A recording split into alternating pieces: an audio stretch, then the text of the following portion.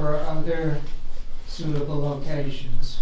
Only one was found, which was halfway up Route 28 on Franklin Mountain. And it was concluded that that would be a nightmare in terms of traffic. So I think we can conclude that the county has been surveyed and no suitable disposable sites have been found. That's the general comment. The specific comment on the second line of the law here, it says that wastes are detrimental to the public health, etc. I think it would be more accurate to say potentially detrimental. Okay. Where is that, Bill? On the second line of the first page, the second line, see where it says are detrimental? I suggest putting it potentially detrimental. Potentially, okay. Okay, And that's the end of my comments. thank you. Have anybody else comment? Yes, Gene? Yeah, I'd just like to thank you for presenting this legislation and for acting to protect the citizens of Franklin, but I think there's a lot more to be done in this area, and I hope you'll continue along that path. Well, we gotta walk before we can run. Okay. So, okay, thank you, Ken, yeah. Yes, Brian? I wasn't sure, did you want us to type up our remarks the same way you wanted us to type up our questions? Or This being just a public hearing, I think you can, voice your opinions and okay, I typed you can go them from anyway, there. so I'll Okay, just okay. The principle behind this local law is good, protecting health and property values. I support keeping Franklin from becoming a dumping ground for frack waste. Oil and gas waste is poorly regulated. The state classifies any waste generated by oil and gas activity as industrial waste, regardless of whether it's really more dangerous hazardous waste, thereby allowing these wastes to be handled less carefully. Once more, our state does not close this loophole, nor does DEC track this waste, relying on the honor system. In New York, over a dozen counties have passed some sort of law banning oil and gas waste.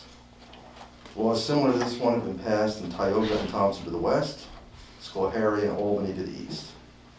Franklin should join this trend or risk becoming one of the remaining potential disposal sites. However, this particular draft has quite a few errors, including at least one that was created during a retyping from the original land use law. Also, I wonder about the speed at which this law has progressed. Haste does make waste. It's the combination of horizontal drilling and high volume hydraulic fracturing for gas that could generate these huge volumes of liquid and solid waste that concern us here. In New York, the state has set to ban this extraction for the foreseeable future. Reportedly, the environmental impact statement is at the printers and will be released shortly. In Pennsylvania, where these wastes are generated, some of it has been dumped in New York, or has been dumped in New York wastewater treatment plants and landfills. However, this waste is heavy and hauling it adds greatly to the cost of disposal. This waste is being dumped just across the border in western New York. Currently, Franklin has neither a wastewater treatment facility nor a solid waste management facility to accept such frack waste. Any conceivable treatment facility would be the responsibility of the village, not the town. And even then, the US EPA is scheduled to ban frack flowback from all such facilities this summer. Yet, a law to ban oil and gas waste has been proposed earlier this year, and already we have a draft law before us. In contrast, we have the imminent problems of road use from the impending construction of the conditionally improved Constitution pipeline and the siting of the compressor station for the proposed NET pipeline, both slated for next month. Despite the Constitution pipeline being known for over 3 years and the compressor station for over a year, the board has achieved next to nothing on either. If the board wants to protect Franklin against an unlikely problem in the distant future, there's no harm in passing this law, but first the text needs work. On the other hand, if you want to protect our town against almost certain problems in the immediate future, then pass a road use law and an industrial continuous noise law for Franklin, and the sooner the better. A final question. If the board has recognized that these wastes are hazardous enough to ban importing them into Franklin, then will the board likewise ban producing them within Franklin by zoning out drilling and fracking within the town? After all, there may well already be such waste in Franklin. Thank you. Okay, anybody else? Yes, I'm wondering, I sent you an email about the New York State Medical Society had this announcement. Is this is pertaining to the law, not Yeah. anything else? It's not, we're not gonna. That's probably the public at the meeting, Okay, fine. okay? Okay. Anybody else about the local law number 1? Yes. I do. Yes. I'm kind of a neophyte with this, but my concern as I read the law was that if you're going to talk about hydrofracking, you have to include pipelines and compressor stations because they're part of the anatomy of that, and they will definitely produce waste and should not be allowed. So I'm asking that the language of the legislative intent be expanded to include pipelines and compressor stations. And then as I read through the rest of it, it got too complicated, but my thought was, if it's up front, it might get inside. Pardon? If it's listed in the legislative intent, it might get included. Thank you. Okay, thank you. Anybody else? Yes.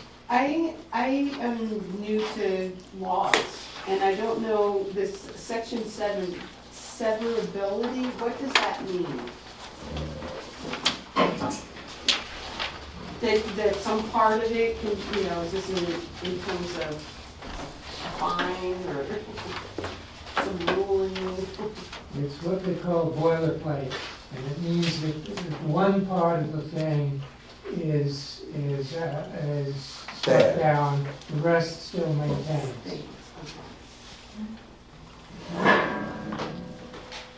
Thank you, Bill.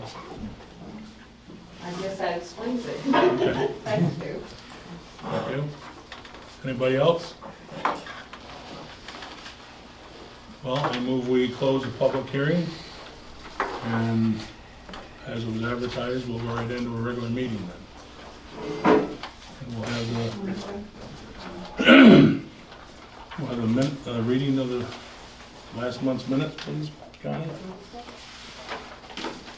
And thank you for all the comments.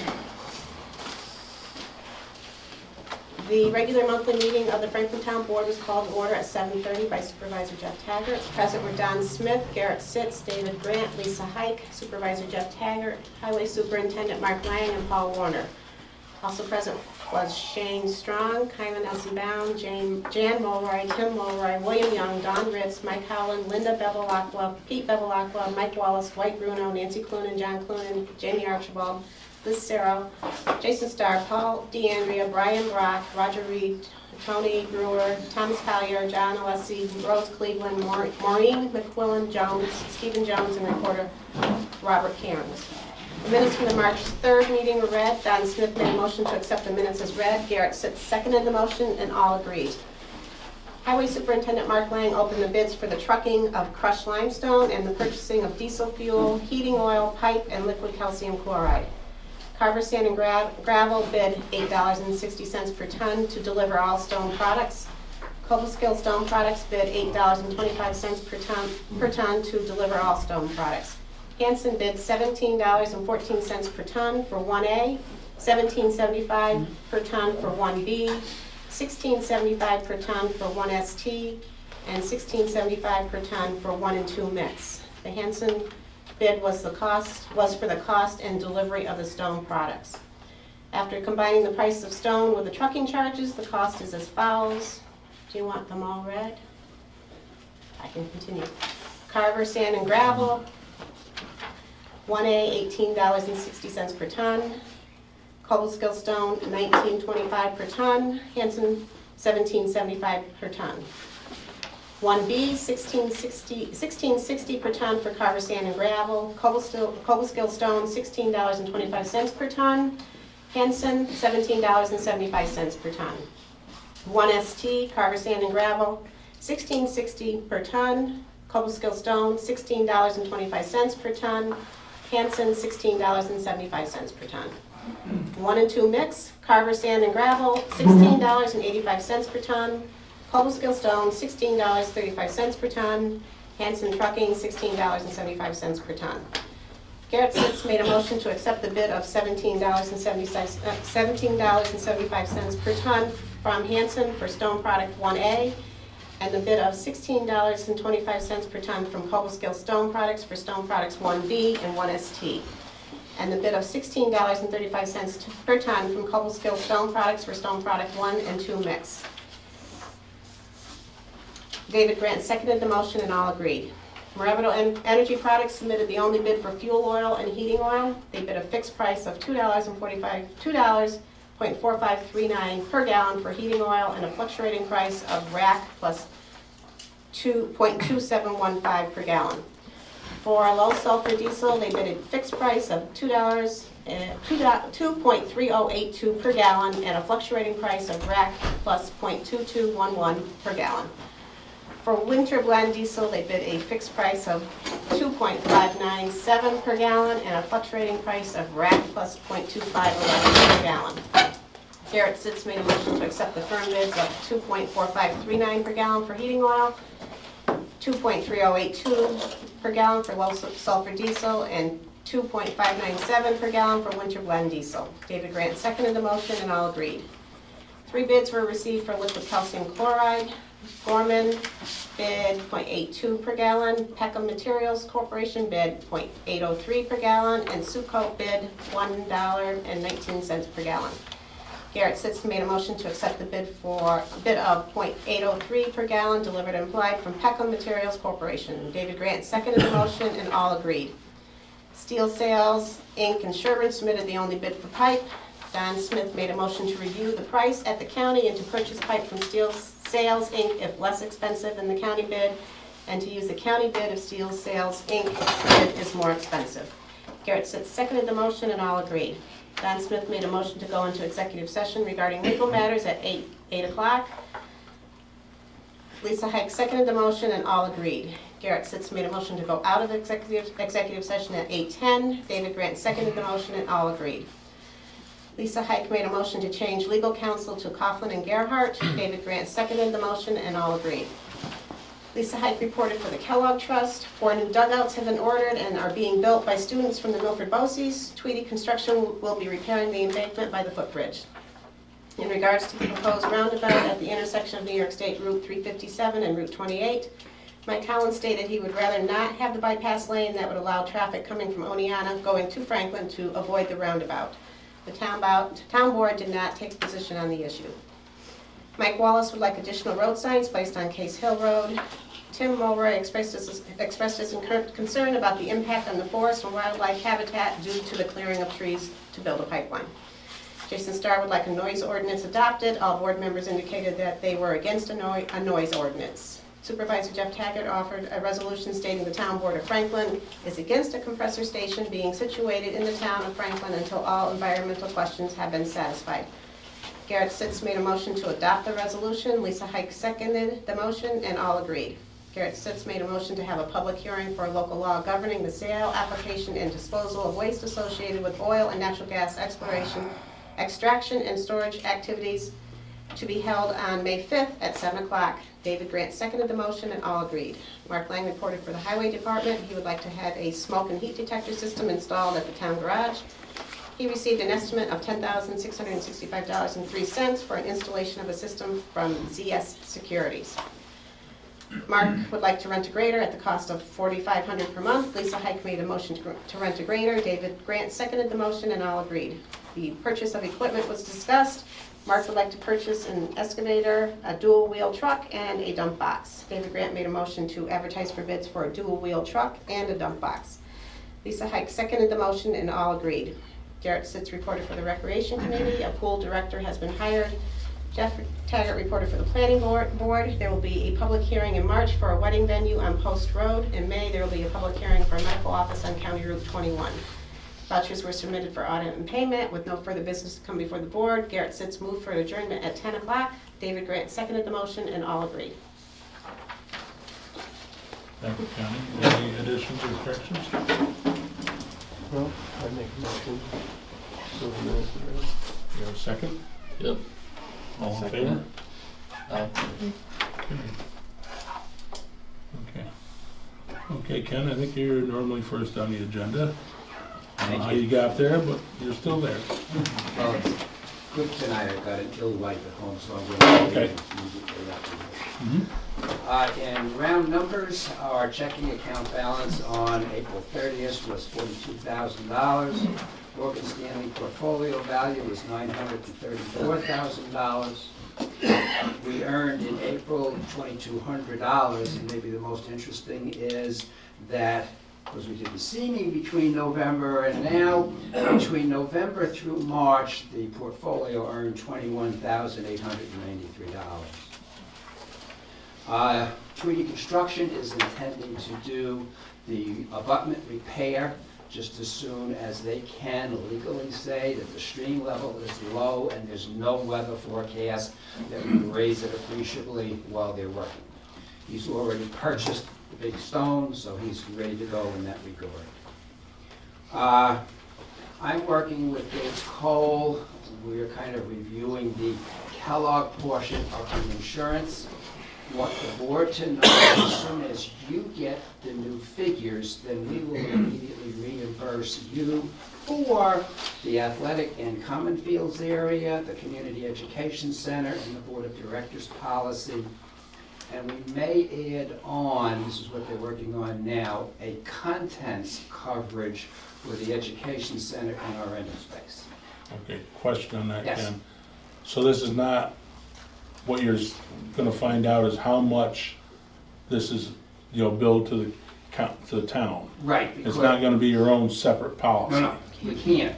You can't. You cannot do that. Okay. That, Gates Cole is emphatic that cannot be Okay, done. okay, because they're the ones that said they should have their own policy, if I'm not mistaken, right, Mark? They'd rather see, They wanted to see that if that could be done. right, if that could be done, I guess, think they okay, if had all it can't the be. information. When they reviewed that, Right, in light okay. of everything, that there was some misunderstandings. There was some Okay. information that they had incorrect at the time when they reviewed that. Both Mhm. Lynn Robinson as well as Joanne Smith said, Ken, that just simply Okay. could not be done. Okay, that was the only concern I had, okay, Right. good. And so really, what I'm waiting on now is, according to Joanne, you shortly are going to get your new figures. Right, She'll break out the 3 additional coverages Right. that we've added to your policy, tell me what those exact amounts are. And okay, then at the same time, if we add the contents on, then we'll write a check and reimburse the board Okay. accordingly. okay. At our April 29th board meeting, we were informed that both BOCES dugouts are ready, and they're working now to see who's got the best rollback to go get them and bring them in at $745 each, and that is materials only, so that's a great deal. We are going to purchase some 8x8s to replace the playground surround, and Boy Scouts are going to take care of the installation of that. We did order 2 tennis nets. We're going to have to do some tennis court repairs again, because this winter raised havoc with the repairs that they did last year. Right, We're going to also purchase some safety topping for the fence where the kids play baseball, because I guess they have a tendency to want to go over the top of it, because it's not that high, and this way nobody's going to be able to get hurt. right, We accepted Alan Green's proposal of $2,285, and when the bridge abutment is done, he will then come in, put a 4x4 concrete pad so we can move the bridge onto it. He will remove all of the decayed concrete that goes from the bridge out to Case Hill Road, and he's going to replace that with laid-in 2x3 bluestone or something similar. And I think the big advantage to that is by not having poured concrete, we don't have to worry about if a stone breaks, it's easy to replace because it's just going to be riding on a bed of sand. Porta potty, as we always do each year, will be delivered on May 12th. And lastly, the Education Center's copy machine died. It was ancient, so we authorized Debbie to go ahead and just buy a replacement. That'll be $300, or probably well under that. Our next meeting is the 27th of May at 6 p.m. in the Treadwell Firehouse. And I'm ready to answer any questions or concerns the board may have. Any questions?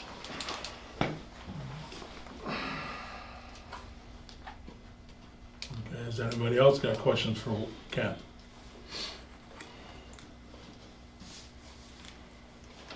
Well, I guess you're done, Ken. You gotta wait scot-free this time. That sounds ominous. Thank you, Jeff. Thank you, board members. Hope your wife feels better. Thank you. Thank you. Okay. Now, anybody else come before the board for Eric? You're a new person to stop in. You got concerns or a water report? Just got bills. We can wait till last. I had to go to Oneonta,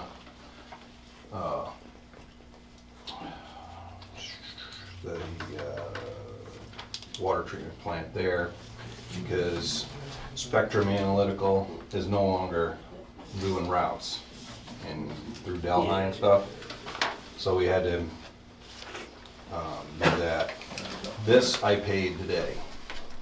And I didn't know if we can just have them bill the town or whatever from now on. From now on, yeah, that would Okay. reimburse you for this one. Okay, and Are you then, gonna cease using them then? yes, but the only thing is, I don't know where we stand as far as I the, didn't get one for this month, but this may be the one for this month. I paid the one last month. well, this, yeah, because this is April, and then this one here, I don't know why, I found it, No. it's like from That's- February, so. Yeah, that should be paid. Yeah, Usually they send an invoice and they send it to me. yeah, That's fine. so, this is, for Glenn, for the, snow plowing, for the, chlorinator building area. And then this is, Jim Lynch and my hours, so this would go with me, because I paid that. Yep. Okay? And just so you know, the bills need to be in the Friday before the meeting, just so you know. Beautiful. Alright, Thank you very for much. future reference. Yep. Thank you. Yep. Sorry to interrupt. That's all right. That's all right. You're not staying for the rest of the meeting? I'm sorry. He's got to go get a horse. He's a horse person. Okay. That one thing like that, I, Okay. Well, just there's really everybody else has been okay. normally here, so I guess we'll open it up to conversation. Go ahead, Okay. Carol. your turn. Well, the New York State Medical Society made a resolution that since it recognizes a potential impact on human health and the environment and some associated with natural gas infrastructure, they resolve that all levels of government should urge the implementation of a comprehensive health impact assessment, NHIA, in order to assess the potential adverse health risks that are associated with natural gas infrastructure, including but not limited to pipelines, compressor stations, and other technologies. This would also include natural gas storage facilities and so forth. The point of this is that if anybody, if you have a before and after, if you have a health impact assessment before, you see how the air is and the water is and everything is, and then later on people become ill, you'll be able to have a measure for it. And they would like all communities, all towns, all villages and everything like that to order a comprehensive health impact assessment. And I was wondering if you'd seen that and whether you'd... No, I hadn't seen it. Oh, I emailed it to you. I didn't get it you know, I don't have email, but it Oh, does come to the town, I Yeah, yeah. believe, and I hadn't got it from the town. oh. I don't know, when did you do this? I mean, I don't, you know, I don't know, I have not seen it, so, I sent I it can't- Sunday, May 3rd. Maybe that was- You gonna take this up? Yeah, well, why don't I leave this with you? okay. I've gotten a lot of mail about this actually from other people, because it's a protection for everyone Right, in the town. has the town board seen any of this? No. No. Okay. What's the cost associated with it? Oh, I don't know, you'd have to find that out. They have contact, We'll make copies and everybody will get a copy. So look it over. I'm sorry, I've been ill and I can't really often get things straight in my head, but what's the name of the group again? New York State Medical Society? Yeah, New York State Medical Society. They have the contact, actually, somebody called me up, to find out from their town how they're going to do it, and, I mean, something that you are expected to do, that the towns are expected to do. But there's information in there, isn't there? It's all On information. on The this, name of it, Yeah. yes, yeah, everything's yeah, on what there. brings on this? And- Okay, okay, we'll get copies made up and we'll get them passed to the, Okay. If I get you know, any rest of the board information members. about it, I'll pass it on. okay, thank you. That's really, I mean, okay, this is information that we will, you know, get out to everybody. Okay, is anybody else?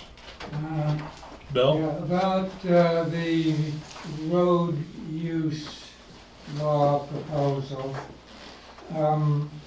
First, has our new lawyer looked at it yet?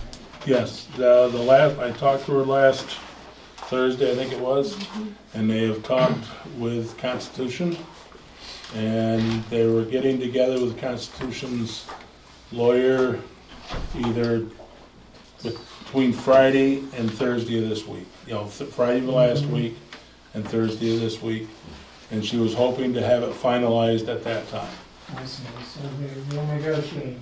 They're in the negotiating, yep. And she felt good about it, I guess, figuring that they will get a road use agreement together. And then it comes to a, we get the Constitution and Mark and possibly myself and possibly the lawyer to go over the roads that they want to use and the roads that the town wants to allow them to use.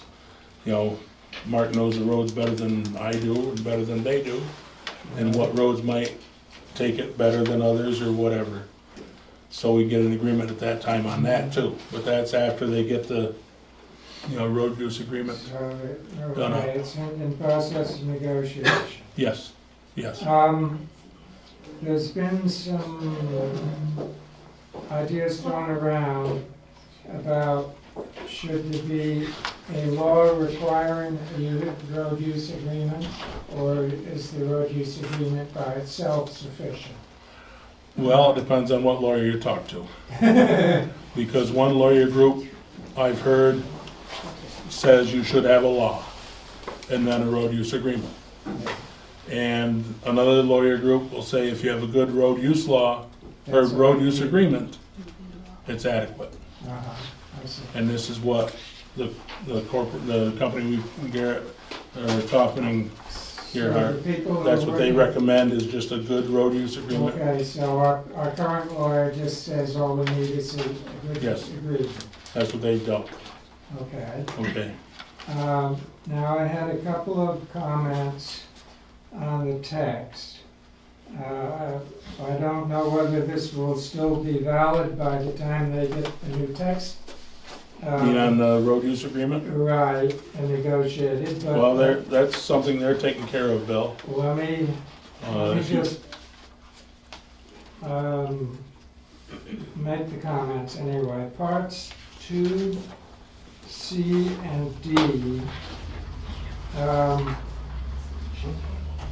mention only a video examination of the roads. And I should think that video plus still cameras plus core borings Have you got that in writing, Bill, for us? Or could you I get it can in put writing? I can put it in writing. If you would, and give it please. to Connie. If you would, please, and then, because we're on a